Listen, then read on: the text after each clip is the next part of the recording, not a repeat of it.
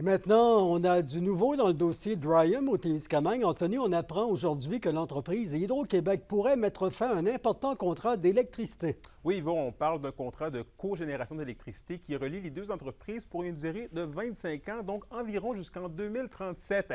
Près de 50 mégawatts étaient fournis à la Société d'État grâce à cet accord en place depuis 2012. Et c'est la fermeture temporaire de l'usine de cellulose prévue le 2 juillet prochain qui est à l'origine de la potentielle rupture de contrat, puisque la surplus d'énergie sont faites à partir de résidus de biomasse qui alimentent un système de chaudières et de turbines électriques. Donc, plus de production, plus d'énergie. Hydro-Québec se veut toutefois rassurante et affirme que la plus grande partie de l'énergie produite était utilisée par l'usine elle-même. En ce sens, Arnaud Vorolin, qui est chef des relations avec le milieu en Abitibi-Témiscamingue, ne croit pas qu'il y aura de grand impact sur les collectivités du Témiscamingue. On peut l'écouter. Ce n'est pas un bilan qui est complètement négatif. Il y a une augmentation de consommation de la part de cette entreprise, mais elle est relativement faible. Par contre, ce qu'on a acheté, c'est sûr qu'aujourd'hui, l'électricité, c'est quelque chose de précieux. C'est quelque chose qui est vraiment important dans la région.